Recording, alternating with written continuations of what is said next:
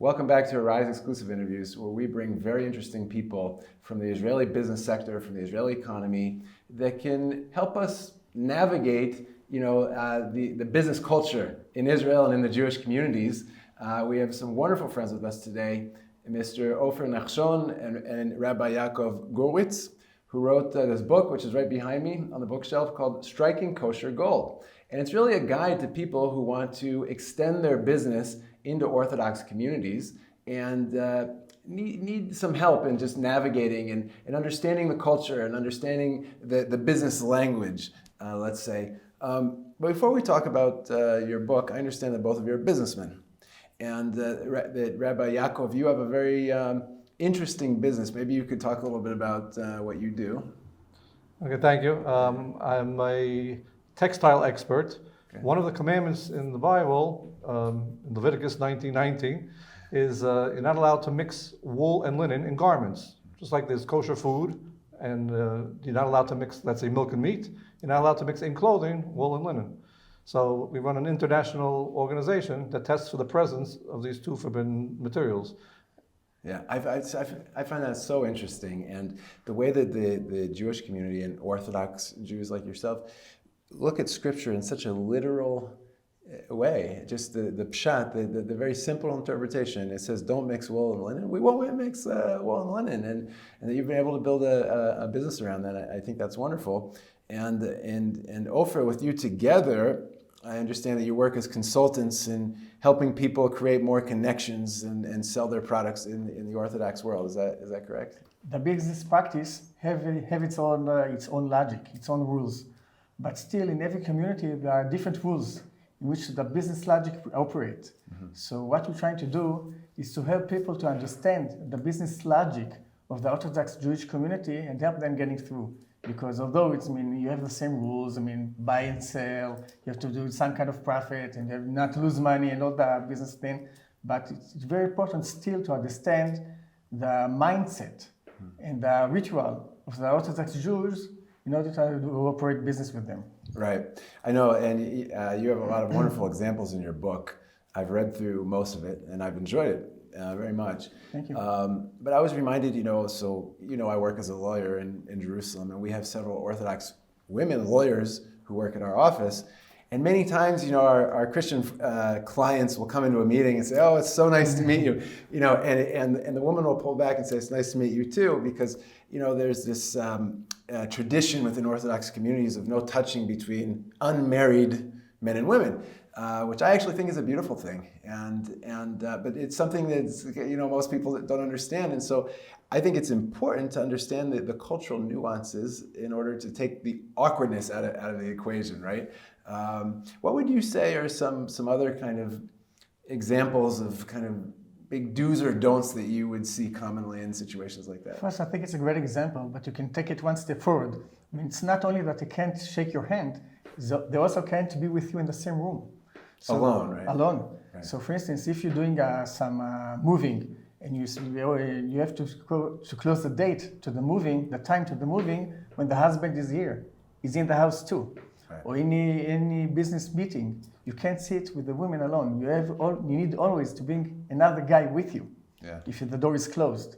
Yeah. And also all the idea of time is very different in the Orthodox Jewish community than in the secular world, because they have to pray in the morning. Some of them going to the mikveh. Mikveh, it's a small pool, which is go in the morning. Right.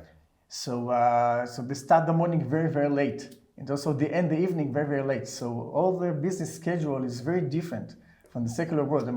When we're working with people, sometimes you can't call them between 11 a.m.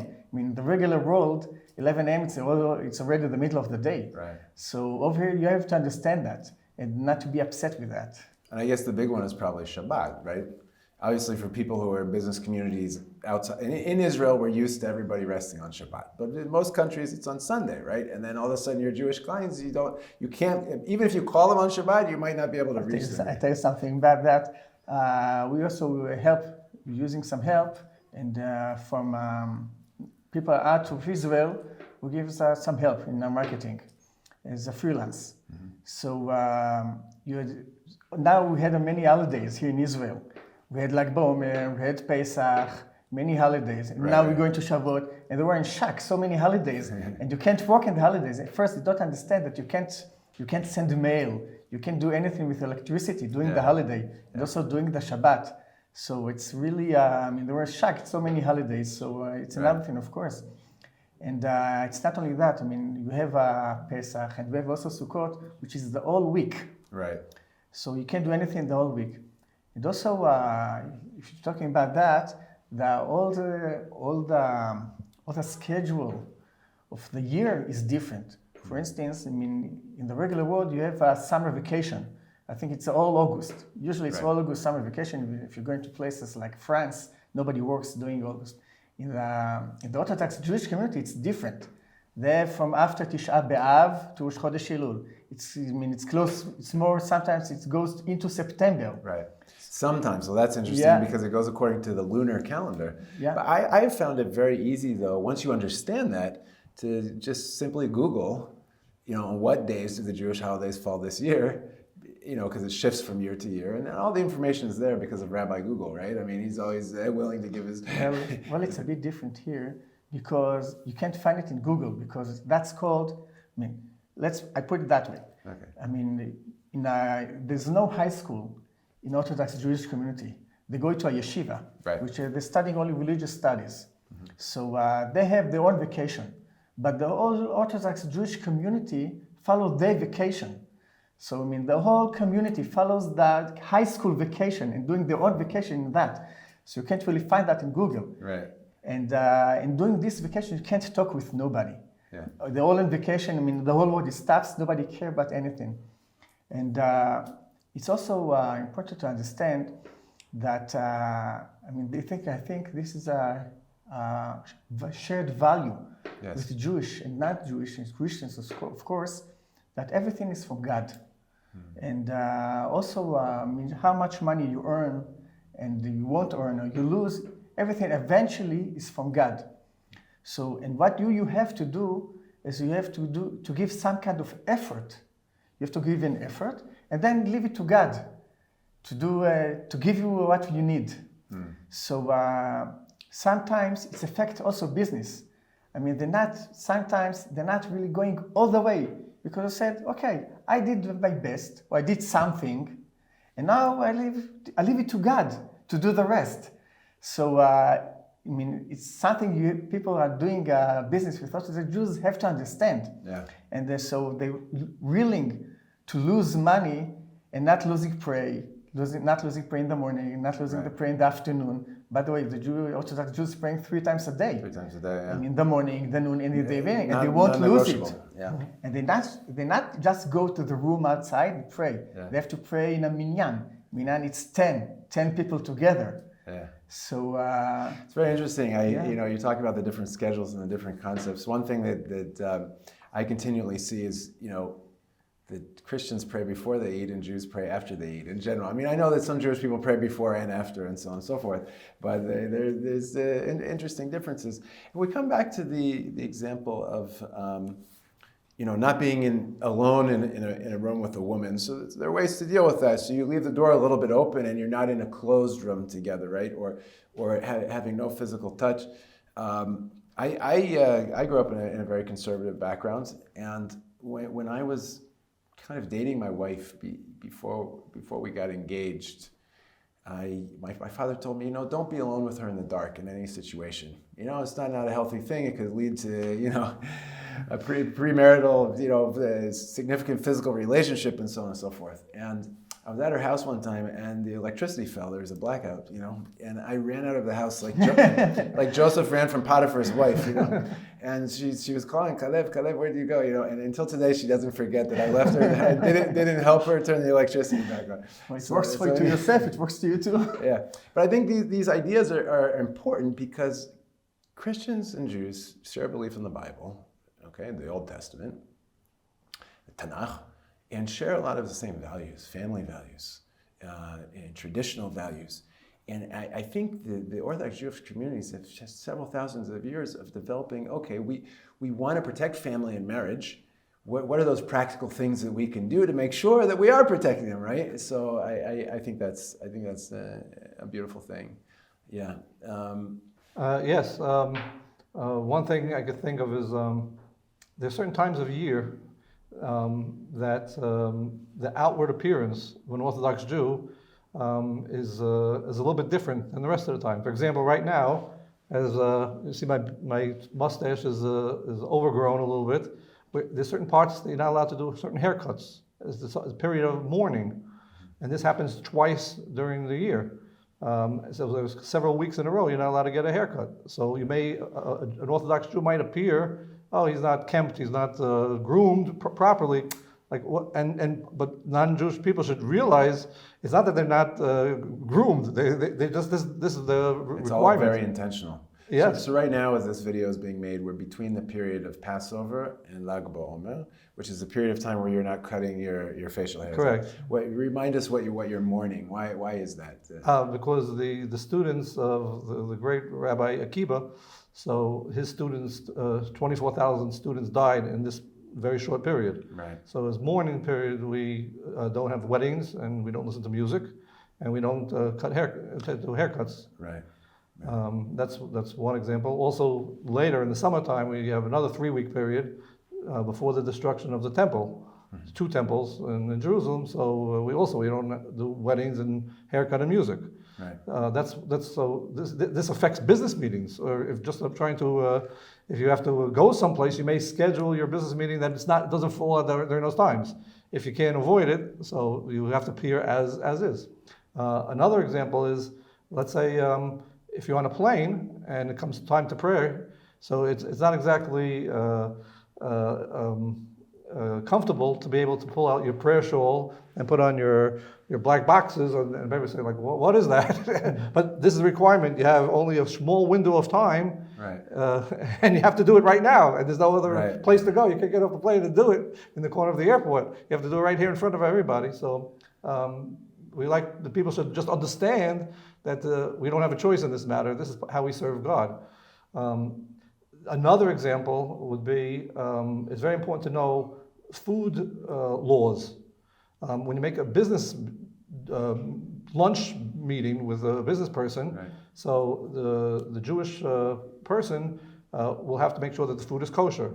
You have to, if you're providing in the office, you might want to have a plastic cup or something to make sure that the cup, the dishes, the actual food itself is kosher. So if it's disposable cutlery or disposable cups, then it's plastic is fine. Plastic, yeah. Yeah. Also the content, if it's the drink or the food, that has to be kosher. Also, there's certain times a year that we're not allowed to have, let's say, meat. Also during these the 9 days before the destruction of the temple. On Tisha B'Av, we don't eat meat. So you might entertain your Jewish guests at your favorite kosher pastrami sandwich store, and all of a sudden you come, you have the business meeting, and it's closed for 2 weeks. Like, what's going on? So they take that as an opportunity to clean up. They do the annual right. cleanup during that week. It's important to know. Another thing would also be, a lot of times if you have a large agency that employs Orthodox Jews, you may make a business meeting, and you're going to schedule. You want everybody at full alert. You want everybody to come. It might be a fast day, right? And then everybody, he's a little weak, or they have an office party. There's certain things that we can't participate in. Everybody, want to clink cups. They may not be permissible to, even not during a fast day. They might not be able to. Partake of all the different food because it might not be kosher. Right. So there's a lot of things that you have to be aware of. It's not that we're trying to be unfriendly, but it's a reality. You have to be aware of it. Very interesting. How many days are fasting days throughout the Hebrew calendar, more or less? About 5. About 5. Okay. So it's not all the time. There's interesting things. There's interesting things in the Christian world that there's certain denominations of Christianity that for some reason don't believe that Jesus turned water into wine, but that he turned the wine into water. You know what I mean? Like they don't drink any alcohol whatsoever. And then you also need to be sensitive sometimes if you're, because in Jewish tradition, no problem in drinking wine. Obviously, you're not supposed to get drunk and so on and so forth. But, you might be with a Christian business person, it's like no alcohol. And that can sometimes create also that kind of awkwardness. Sometimes you have the opposite. There's one day a year, Purim, where we get drunk. Yeah. And that also looks funny. Like, why this person is usually in control, and all of a sudden they're drunk. Like, but it's done in a measured way. Right. Intentionally on a certain day. And we dress up and we go with costumes and everything. So like what's going on? It's very uncharacteristic. But if you understand that this is all part of the Jewish tradition, right. So you can take it in stride. Yeah. That's beautiful. Now, one thing I found very helpful in your book was just also understanding the big different denominations or movements within the Orthodox world, and then knowing which one you're dealing with and how to approach them. Do you have any pointers? So maybe we have people in our community that live in areas with large Jewish populations, right? Certainly in London and Miami and New York and other places in Europe. What are some of the big things to think about if you want to sell a certain product or reach out? How to approach a Jewish community in general? I say that the product is not enough. You have first to understand exactly the community that you are approaching. If it's a Hasidic community, if it's a Mitnagdim community, right. Because each community has its own rules and its own structure, and you have to reach each community in a different way. I mean, it's not enough that the product is kosher. It's not enough that the product is good. Yeah, because sometimes in every community you can step on someone's foot, right. And you need the whole community, or at least the leaders of the community, to agree to do business with you and to use this product. And to each specter in the business world in those communities, there's someone else responsible. So first, I think that the most important thing is to understand to who to go.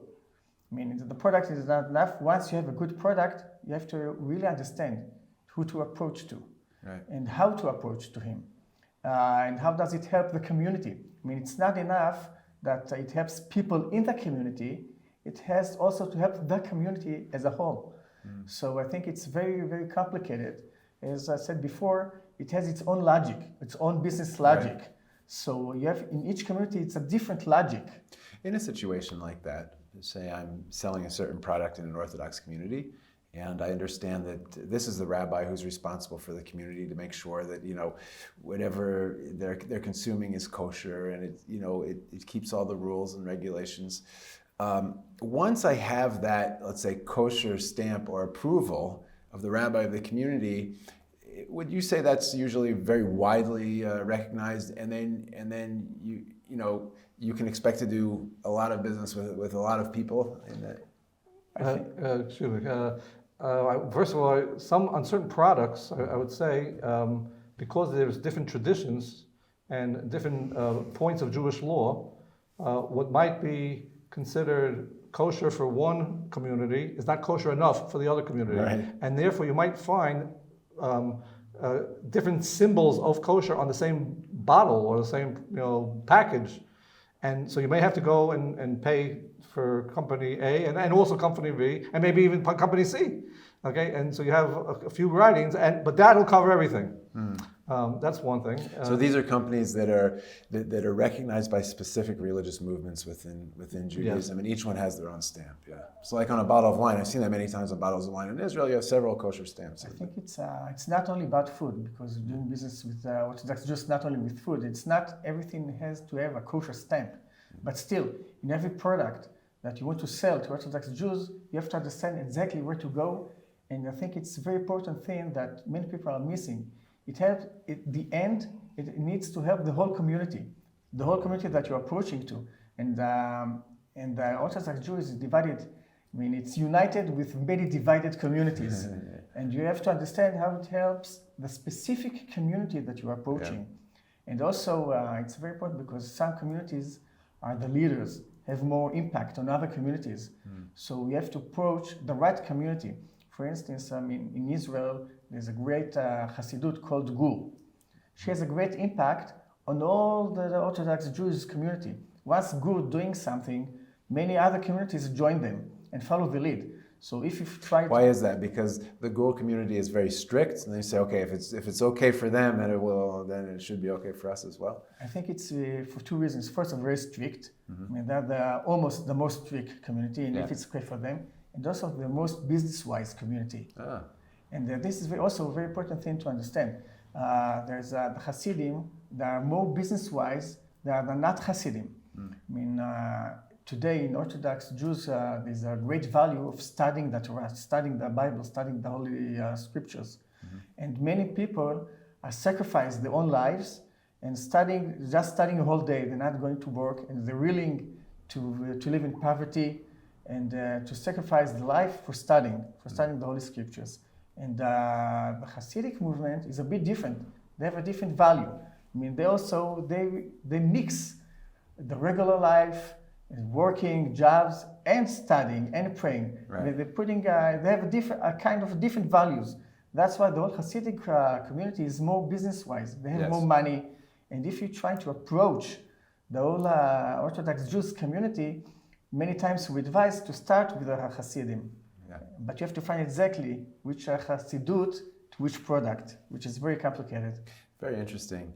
I know another thing that Christians and Jews hold in common is the issue of tithing, which we've talked about before with our community. And there's a lot of questions about tithing. You know, I personally think it's just a fantastic discipline to have in your life. And you know, in Israel, you know, we have the Sea of Galilee that has water coming in and water going out, and it's very fresh and alive and creates a lot of life and everything. Then you have the Dead Sea, which has resources coming in and nothing going out, and it's dead. You know, I think that's the way your life is too, right? I mean, if you don't have some kind of outlet where you're giving, where you have charity and everything, you're going to dry up, right? And, obviously, there's nothing more satisfying than giving and helping somebody else. But to be more practical, since we have a rabbi with us, how do you apply tithing within your community? Are you tithing on your net? Are you tithing on your gross?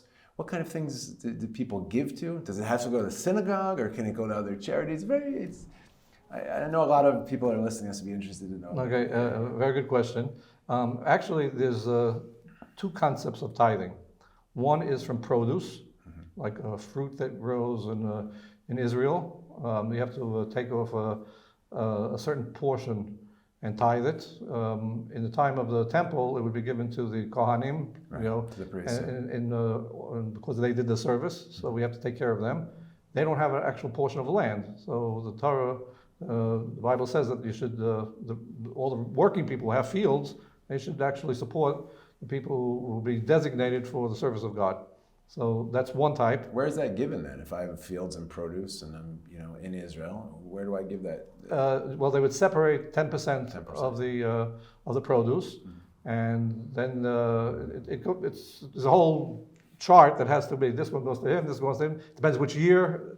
Every on the third and the 6th years, instead of giving it to specific to the priestly tribe, you actually give it to poor people. Right. So it's divided in different ways. That's one type. Then there's a second concept of tithing your income, and there it's also 10%. And if you want the blessing of God's blessing, he says if you tithe, you get even if you give 20%, a fifth. So then you get the blessing, and then the business will start blooming and everything. In other words, one's an obligation, and one is beyond the letter of the law. But you're opening yourself for God's blessing if you give 20% of your. But that's also, it depends that it doesn't. If you don't have a big income and then you're going to give away 20%, then you're not going to have enough for your own family. Right. So obviously that doesn't count. First, you have to take care of your household. First, Then when you have God, you get God's blessing, then you can give it. It spills over to others. Who do you give to? That's also the whole hierarchy that's discussed in by Jewish law. One thing is you want to do religious institutions. Family members take precedent over other people that you don't know. A neighbor comes before somebody from a different city. On the other hand, Israel has the same status as a local neighbor. So let's say you're living in Los Angeles or Baltimore, and two people come knocking at your door at the same time. One says, I'm calling for the local school, and one says, I'm coming from the Jerusalem school. So they are on equal footing. Wow. Because Israel has precedence, at least equal footing, even with the local institutions. But I want to catch something you said. You said, okay, you start with your own family, people who might need help in your own family. So if I'm helping my son or daughter, fund their education, can I consider that as part of my tithe within the? Okay, within the so a certain percentage might be able to go to that. You might have to say, figure out exactly. Part of it you could be for that, and then something extra. For example, if they go away to college, so that may cost a fortune. Right. So not every single thing they do when they're away in college is going to be able to take off from your tithe money, but the actual tuition or the books or something, you have to divide it, and that might be the righteous things they're doing in college. but the other things not right. Yeah, okay. That's very interesting. And is tithing within your community only at the individual level? So let's say I own a company, right? The company has profit. Are Orthodox Jews is the company owned by them supposed to tithe from its profit, not just at the individual level, but at the corporate level? Yes, all income that comes in. You could obviously deduct the expenses.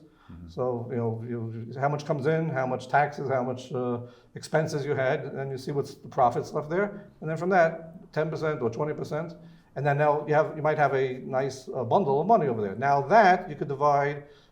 This we'll give to religious institutions, we'll give to schools, we'll give to not your own immediate family. I'll give a little bit to my immediate family. You could divide that up in any way. You want to give to a hospital, you want to give to charity, you want to give to poor, you want to give to operations, somebody's sick. You could figure out yourself. So you have a lot of individual your pet donation. Right.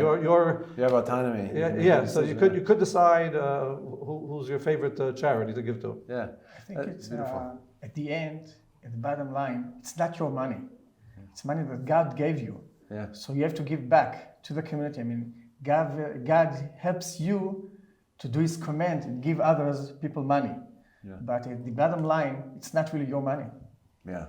I think that's fantastic. It's a stature of humility and understanding, And also, I would just say that, like I practice tithing, but the most enjoyable part of my life is sitting down with my wife and deciding who we're going to give to now. You know what I mean? Like that. There's just something. It's the old adage: it's better to give than to receive. But it really fills your soul, And the greatest blessing is to be on the giving side. Of those kind of funds, and so I would highly recommend it. If I could just add one point on that, Rabbi Dessler writes that love is a product of giving, not taking. You don't take love, but by giving, that creates love. Yeah, that's beautiful. And it's also for relationships. It's very important to know that. That's beautiful because it's what he's basically saying is love isn't just something that happens to you. Like getting hit by a car. There is, I know, an aspect of falling in love and, being attracted to somebody and everything, but it's also a decision, right? Like we decide and... If Rabbi Gurwitz talked about Rabbi Dessler, he explains why parents loving their kids more than the kids loving their parents. Huh. Because you give to your kids and you're taking from your parents. That's why you love your kids more. Because the giving is the loving. Yeah. Is making the loving. That's really beautiful. What other things connected? So if I have Orthodox, I do have Orthodox employees, but say we have people around the world that have Orthodox Jewish employees or are interested. What are those things that they should know about protecting the family traditions, the family values, maybe special vacation days and things like that the Jewish people might take, and I as a boss should be aware of them in order to make sure that I'm supporting the family structure and not somehow compromising it. One thing that's very important is sometimes a boss has, or in a business, you have sick days. And what happens is sometimes you have a situation that the Jewish holidays fall out, even if it's in succession, that it falls out that you have a 3-day that you have to take off. Yeah. This also applies in academics, if you're going to a college course, or in business itself. The Jewish employee may have to take off and use up all of his 6 days. And then if he does really get sick, he's stuck. But if they be aware that he's not doing this out of trying to be mean or anything, this is just the Jewish law. There's another situation that just happened now. There was one of the leading students in chemistry from a Jewish community here. He was a part of an international competition, and he couldn't participate, and he had to lose his prize because the last test, he aced the first 2. The third test was on Sabbath, and he had to give up the prize. He probably would have won, but because of the Sabbath. So it's a real sacrifice. So people just be aware to make to give a little bit of leeway and say, okay, we'll give you the day off, and then if you need it, to be a little bit more understanding about that. I think that's just a great point. And my recommendation would be that if you are hiring an Orthodox Jewish person, just have the conversation. Ask them, are there certain, how can I accommodate you and your faith? And are there certain days you might want to take off? And, take all the awkwardness out of the equation. So what happens if you use up all of your 6 days because of the holidays? And then you get sick. Can we agree maybe that you can stay at home? That's fine. Maybe you'll get paid 50% or not paid at all. But and you talk about it and you come to agreement. So everybody honors everybody. I think that, I think it's great. I think also, Rabbi Yaakov talked about the calendar. I think even during the day, as I spoke before, there's a difference. If you're Orthodox Jews, there are certain things you have to do during the day that stops you from working. So it also has to be understandable. Right. Well, I strongly recommend to our people to order your book, Striking Kosher Gold, with Ofer Nachshon and Rabbi Gurwitz. How else can people contact you? I know that you also work as consultants, helping people break into Jewish business and Jewish community. Maybe break in isn't a positive word, but still it's true. Yeah, but with products and services and business. And besides ordering your book, if people really want specific consultation, I would recommend your services. How do they find you? Maybe I can say first about you said breaking into that. Yeah. That's true, because even if you have a good product, many times the Orthodox Jews would prefer doing business in their own communities, even if the product is not that good as yours. Right. So you really have to break through. Yeah. And it really takes a lot of understanding and a lot of patience to do this breaking through. But once you're breaking through, it's very, very easy doing business with the Orthodox Jews, because the word is spread very easily.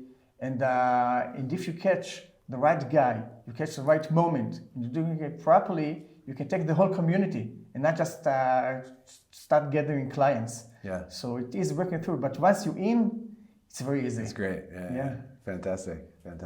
How can people contact you? By mail.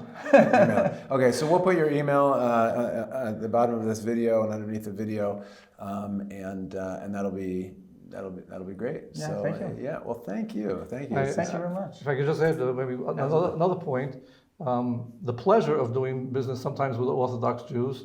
The Bible wants everybody to be honest, and instead of trying to do a cutthroat business to try to get money out of the other person, we always realize that the person's profits, all of his business success, comes from God. So if you have a little bit of extra money that you didn't earn it honestly, they'll give it back. Okay, even if you and you'll see that. You'll say all of a sudden, like a person, you walked out of the supermarket, and he'll come home. Oh, I forgot to put this in. It was in the wagon. I forgot to pay for it. Right. A week later, he'll come back, and then he'll say like, wow. And like it's a surprise, because most people in the world don't do that. Yeah. They say, got it. And we have a higher standard. Right. So we'll say, but God's watching. We'll give back the money. Right. And if you have to pay your employees on time, the employee and boss relationship is completely different. It's dictated by law, by Jewish law. So you have to pay on time. You're not allowed to withhold wages. The employer can't moonlight if he's not going to do a good job in the morning. These are all laws that God tells people how to do business. Yeah. And if you realize that most Orthodox Jews are taught this, unfortunately not everybody might put it into practice 100%, but at least we're striving to do that but that is, for Tikkun Olam, that is the system that God wanted on the world. And if everybody will live up to our part of the world, and so God will shine down His blessing on all the businesses and all the people who do business. It'll spill over to everybody. Right. So you heard that. So if you're a business owner and claim to be a believer, make sure you pay your employees on time, because otherwise you're not honoring God and His system that He put up. I really like that. Yeah. And as an Israeli lawyer, I like the fact that our law puts those protections in. I think it really comes from Jewish culture and Jewish thinking. That you pay a high, let's say, interest and attached cost of living index if you don't pay your employees' salaries on time, which I think is a beautiful thing. And all these things probably sound more complicated than they really are, right? Sometimes it'll just come down to having that conversation. Are there things I need to know before we start doing business together? And for any of our viewers who might think, gee, this seems really complicated. Do I even want to start, and try to break it? What would you say are the big blessings that'll come by reaching out and doing business within the Orthodox communities? So, since we understand that everything, all of the blessings through our business comes from God, so we have to conduct our business, and it has to be run by a higher standard. What goes on behind closed doors, is not there, but God is watching. Right. And if you're going to try to steal or take away, you're going to close up the pipe of influence and blessing. So you want to stay honest. The Orthodox Jews are trained, and it's part of the culture. It's brought up even from the time they're little kids, not to take things. Even when they bring a portion of food to the table, the mother says, "Wait a second, no, there's an hierarchy. First, daddy gets, then mommy gets, and everybody has to wait their turn. You can't just grab in. And if there's a guest." So then, and especially if he's a Kohen, if he's one of the priestly tribe, we'll give him, and then Daddy will give him his portion first. Right. So there's a whole training of not taking first let it go. If you do that, so then and we are, and then when it translates into the monetary, then into the business place, realize that the books are not only going through by the accountant. There's you have to count the spiritual accounting. Right. You have to see that everything works out. If you go to a store and you take something and you forgot to pay for it, you have to go back and pay for it. If you even if there was somebody he didn't have money on a highway. He was traveling in America, and he didn't have money for the toll booth. So the person said, he's an Orthodox Jew. I bet you in the next 2 days he'll be back. And sure enough, there he is, putting back his in the olden days they used to throw the toll before. Right. So there's because you know that you're being watched. Right. So you're trained from a young age, and the blessing of doing business with Jewish people, with Orthodox people who value this. So. It spreads the blessing. Everybody who works according to the system, on the honesty system, right. To be truthful, bosses give respect to the employees. The employees aren't allowed to steal, take away money from the bosses, stealing their time, stealing their energy. They're not allowed to moonlight at night because they're not going to have be able to give a full day's work. Right. Okay. There's even a shortened version of prayer that the worker has in order to take away time from his boss. If you're being paid by hour, you have to respect that. Right. So doing business and the mindset is all in the book. To understand the inner workings is all in the book of Striking Kosher Gold. I think everything you said right now, I would put in the category of the fear of God. Right. Rashit Chochmah Yirat Hashem, and I definitely want to do business with people. But the primary currency of business is trust. Right? And if I know that I'm doing business with somebody that has fear of God, that understands he's giving accountability to a higher power and not just out for himself, that to me is somebody that I would trust and feel much more comfortable. So I think that's probably the biggest kind of bonanza that you get by doing business with Orthodox Jewish communities. But also in a practical aspect, you have to understand that once you're doing business with an Orthodox person, you're not doing business only with him. You're doing business with his whole community. Wow. Because nobody stands by its own. The word is spread very easily, and if it's good doing business with you, the whole community will join it. If it's not, the whole community will back up. So it's in a practical aspect. You have to understand nobody stands alone in the Orthodox Jewish community. Yeah. It has the whole community behind him. Yeah, that's a good and sometimes the person you're doing in this local community, if it's a great product or service, they'll tell their relative in a different country or a different Jewish city, and then the business person could possibly duplicate it in multiple cities, right, which gives you a much wider spectrum that you haven't even dreamed about. Yeah, yeah, beautiful. Yeah. Well, I really hope that people will order your book. Highly recommend it, and contact you for any further advice and consultation. And thank you so much for coming and giving your input and helping bridge that gap between different communities. I really appreciate it. Thank you for inviting us. More power to you. Thank you. Thank you. Thank you. There are many small businesses in Israel that are creating amazing products that never make it to the shelves of the stores where you shop. Unfortunately, there's an insidious campaign growing around the world calling to boycott Israel. And these small business owners see their potential market shrinking from day to day. What can we do about this? So Arise exists to make meaningful connections between friends like you in the international community and the economy of Israel. When you sign up to become a member of the Arise Alliance, we will send you on a quarterly basis a gift box filled with cosmetic products, culinary products, fashion products, amazing stuff made in Israel. Your family's gonna love this. Your favorite time every quarter is gonna be to stand around and discover what did you receive this quarter from Israel. And it's just a great way to weave Israeli products and the reality of Israel into your everyday life. Make sure you become a member today and help support small businesses and create jobs in Israel. Thank you.